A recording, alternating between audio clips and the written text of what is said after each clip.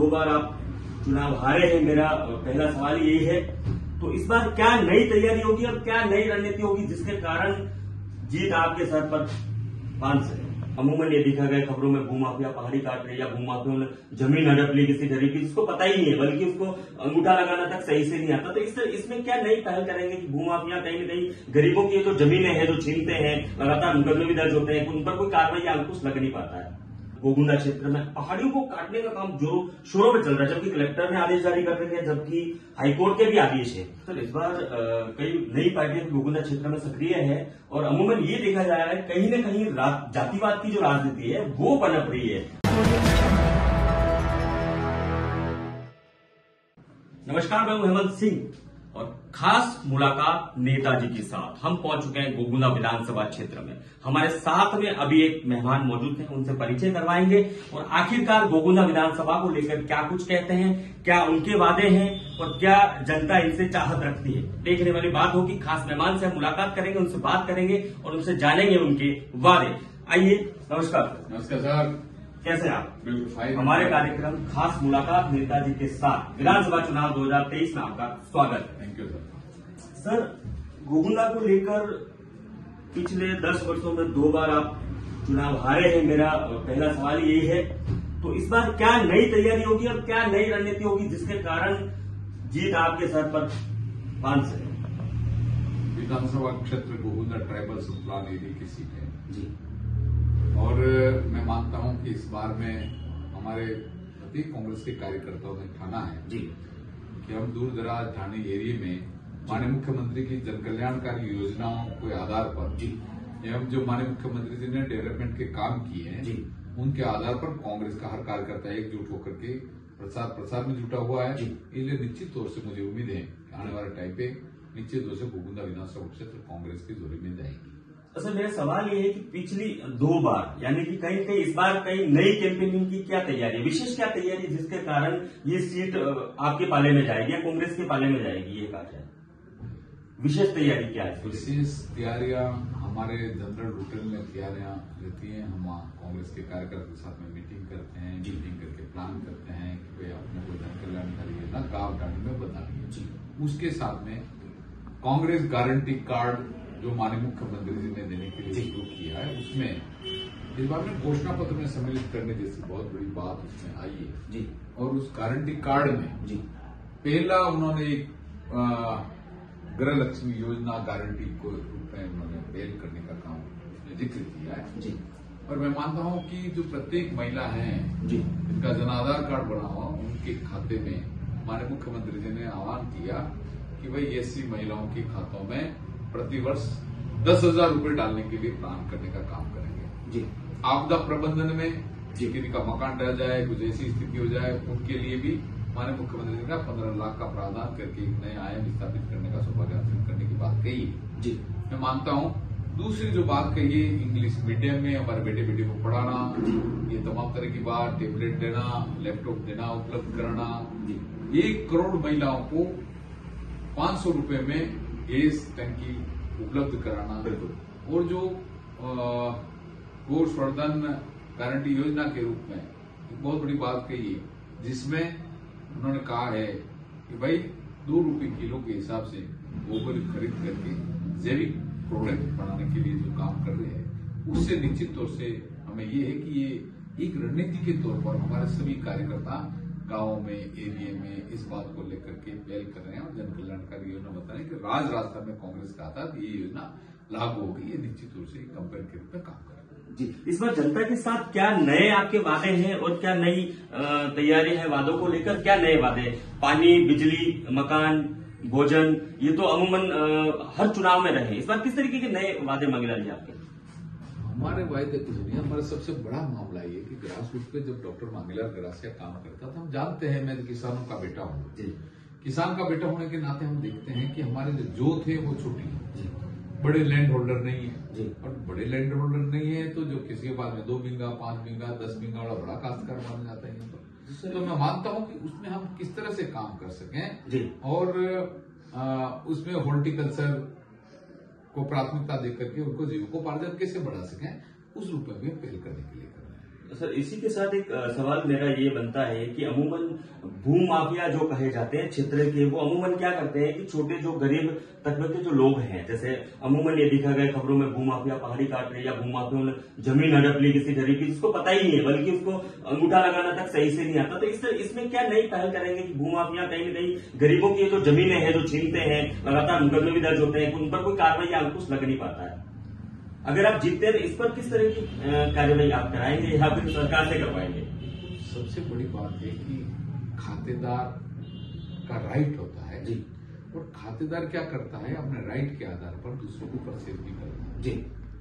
परंतु इसमें एक बात यह आती है कि कुछ लोग जो ऐसे हैं जो जिनका ये कहना चाहिए मेरे को कि जानकारी के अभाव की वजह से या फिर बाद में है जो किसी और प्रलोभन की वजह से किस तरह से वो माफिया के संगुल में आ जाते हैं और वो मीठी बात करके उसको टकने के लिए करते हैं। कुछ बातें ऐसी कहीं कहीं आई है, परंतु उनकी वेदनाएं जब तक डॉक्टर मांगेलाल गरासी के पास में और कहीं जगह भी जनचेतना के रूप में नहीं आएगा तो हेल्प नहीं कर सकते। तो सर इसमें कोई पहले हम तय करेंगे कि उसमें जनचेतना कैसे पैदा कर सकते जी, हैं, हक अधिकार की बात कैसे कर सकते हैं। ये तमाम तरह के मुद्दे हैं जिनके लिए हम उनसे बात करेंगे और बात करके जनचेतना बढ़ने का काम हमारे सब साथियों के साथ में करेंगे। जी बिल्कुल। आदिवासी क्षेत्र में सर आपको तो बिल्कुल वाकिफ भी है, आपको पता ही होगा कि कई लोगों को जमीनें नहीं हुआ करती थी, उनको सरकार ने जमीन अलॉट की, अमूमन 4.5 बीघा 5 बीघा जो जमीन हुआ करती है, जिसको बिना नाम कहा जाता है, वो जमीनें कई लोगों को अलॉट हुई। लेकिन सरकार तो कहीं ना कहीं ये कहती है कि इसको बेचना नहीं चाहिए, लेकिन उसके बाद भी इसका बेचना लगातार जारी।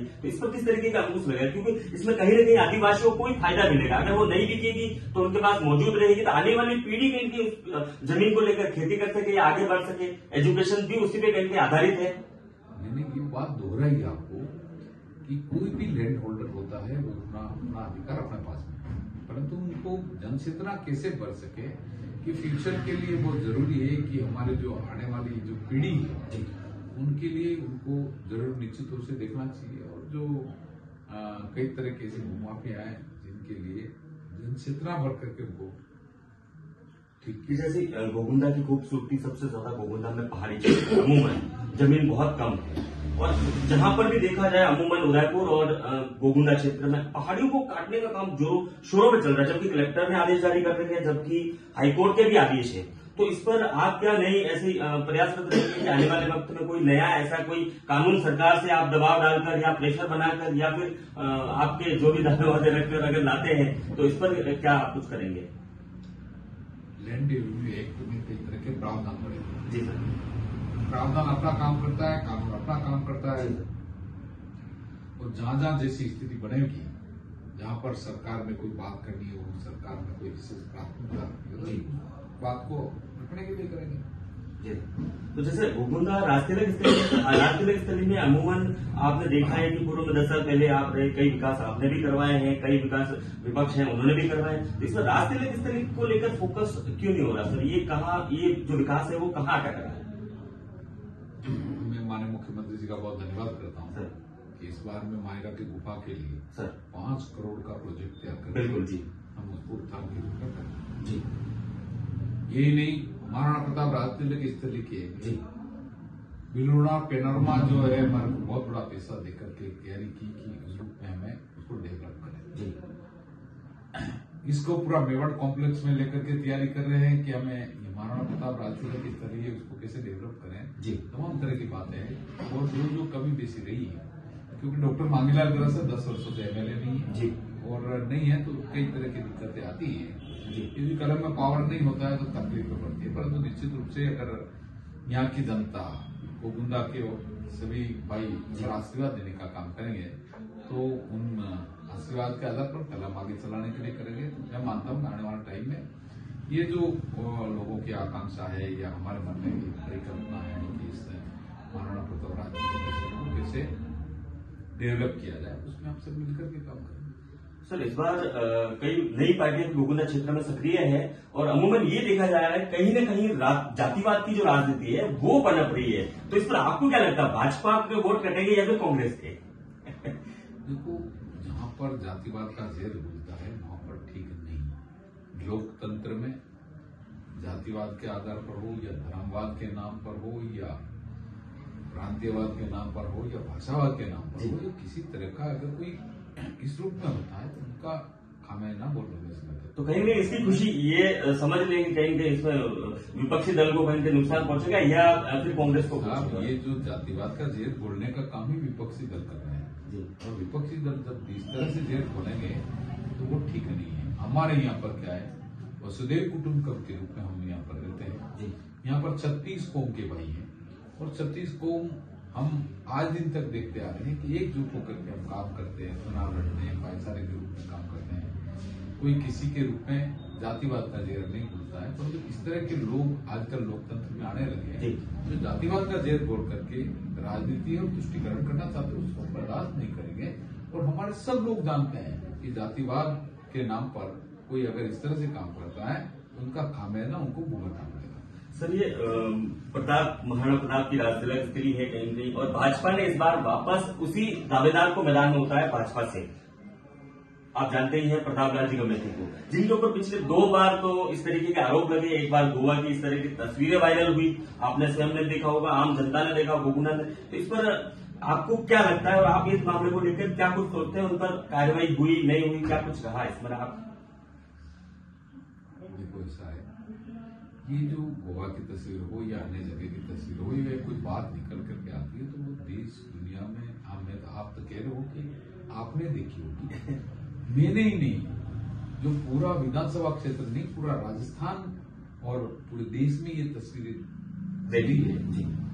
तो जो प्रबुद्ध जन है, बुद्धिजन वर्ग है जी, जो आदमी जानता है, पढ़ा हुआ तबके का भाई है जी, और बिना पढ़ा हुआ भाई भी समझता है कि इस तरह से लोकतंत्र में ऐसे लोग अगर लोकतंत्र में आ गए तो वो क्या विकास कर पाएंगे, विकास की थोड़ी क्या होगी। और जो इस तरह की बातें आती है तो मुझे दुख इस बात का लगता है कि जिस व्यक्ति को आज 2,64,000 जो है वोटर्स पर रिप्रेजेंटेटिव करने का और राजस्थान का रिप्रेजेंटेटिव करने का मौका मिलता है, उनके लिए इस तरह की बातें आती है जी, तो ठीक नहीं है। कुछ लोग जो मैं एरिया में जाता हूँ कहते हैं कि जब विकास ने को कुछ करा, जब विकास का तो कुछ करा नहीं है इन्होंने, और 5 करोड़ रुपए 1 वर्ष में आते हैं, जो 50 करोड़ रुपए 10 वर्ष में होते हैं। एमपी को 250 करोड़ रुपए बनते हैं और 1 वर्ष में 25 करोड़ रुपए उनके कोटे में आते हैं, तो 300 करोड़ रुपए टोटल मिला करके होते हैं। तो गाँव ढाणे में घूमता हूँ, मैं कहता हूँ कुछ आपके पंचायत में आए क्या, तो वो जो कहते हैं कि हमारे में 1 रुपया नहीं आया, अभी कहाँ कही है, तो वो कह रहे हैं कि ये पैसा जो है विकास के लिए गोवा में खर्च हुआ है या एमपी में खर्च हुआ है, इस तरह की बातें वो कहते हैं। मैं कह रहा भाई ये क्या मामला है, आप सब समझते नहीं हो क्या? ये जो हमारे गोगुना में गोवा मॉडल और एमपी मॉडल शुरू करना चाहते हैं, तो मैं तो बड़ी उन लोगों से क्या कहूँ, ये लोगों की जो बातें निकल करके आती है तो उनके आधार पर जो है कई तरह की स्थिति पूरे विधानसभा क्षेत्र में बनी हुई है। ये फैसला तो पब्लिक को करना है, पब्लिक फैसला करेगी अच्छा कौन है, भला कौन है, बुरा कौन है। सर, एक सवाल इसी में से आपकी बात में से सवाल निकल के आता है कि आपने बताया 50 करोड़ रुपए 5 साल का बजट आता है गोगुंडा विधानसभा, तो आपने इतना तो ध्यान दिया होगा विधानसभा क्षेत्र में, कितना बजट इन पिछले गत वर्षों में धरातल पे लगा? धरातल पर हम लोगों से मिलते हैं तो वो कहते हैं कि यहाँ पर हमारे 10 करोड़ की जो बात कर रहे हैं कि जो है 5 करोड़ रुपए प्रति जो वर्ष मिल रहा है 50 करोड़ रुपए होता है जी, तो 50 करोड़ रुपए होते हैं, परंतु वो धरातल पे नहीं लगे कह रहे हैं। वो ये कह रहे हैं यहाँ पर 10 लाख की घोषणा कर दी, के 15 लाख की घोषणा कर दी, के 5 लाख की घोषणा कर दी, तो वो घोषणा ही रहेगी। अब लोग पीछे पड़े हुए हाथ धो करके भाई तुमने घोषणा की, उसका क्या हुआ जी, वो मारे फिर रहे हैं। तो ऐसी घोषणाएं लोकतंत्र में ठीक नहीं है जी। हमारे जैसे लोग भी कहीं अगर आगे आने का मौका मिलता है तो लोग कहते हैं ये लोकतंत्र में ये होता है कि ये लोकतंत्र में विश्वसनीयता खत्म हो जाती है। भाई जी, इस तरह का काम नहीं करना चाहिए। मैं इसके सर इसी में से सवाल ये बनता है कि उनके ऊपर जो आरोप लगे लगातार, और इस पर महिला सुरक्षा को लेकर अगर कांग्रेस आपको जनता आपका साथ देती है तो महिला सुरक्षा को लेकर क्या नए आयाम स्थापित करेंगे आप गोगुंडा क्षेत्र में? जिस तरीके के आरोपित, क्योंकि अपोजिशन में जो जिस तरीके के आरोप लगे उन पर, तो आप क्या नए आयाम स्थापित करेंगे आने वाले वक्त में? माननीय मुख्यमंत्री जी अशोक जी गहलोत ने पूरे राजस्थान के लिए जो कानून बनाया है जी, आप जानते हैं जी कि इस तरह के कानूनों में कोई कोताही माने मुख्यमंत्री जी ने नहीं करी जी। सख्त से सख्त सजा करने के प्रावधान को, तमाम तरह की स्थिति को ध्यान में रखते हुए महिलाओं को पूरा अधिकार देने की बात माने मुख्यमंत्री जी ने कही है जी। मैं उनका धन्यवाद करता हूँ और हमने भी यही ठाना है कि इस बार में जो है गोविंदा विधानसभा क्षेत्र में महिलाओं के हक के साथ में हम भी खड़े हैं जी। और जो महिला बचाओ आंदोलन के रूप में हम सब भाई बैठ करके कभी कभी बात करते हैं, तैयारी करते हैं जी। इस तरह से उनके साथ में अभद्रता कोई ऐसी होती है तो उनके साथ में हमेशा न्याय के रूप में हम खड़े रहेंगे। क्या इन मामलों के बाद में कोई नई महिलाओं का जैसे कांग्रेस में जुड़ना हुआ है, जो प्रत्याशी रही हो या कोई इस पे वार्ड पे रहे हो, जो कार्यकर्ता है, इसको कहते हैं कार्यकर्ताओं का तब इधर उधर होना, तो कोई इसमें कांग्रेस को ये इजाफा हुआ है इस बार? निश्चित रूप से कांग्रेस के जो कार्यकर्ता है उन पे जी महिलाओं का विश्वास है जी। बीजेपी के लोग जाते हैं तो महिलाएं दरवाजे बंद कर देती है भाई, इस तरह की स्थितियां है।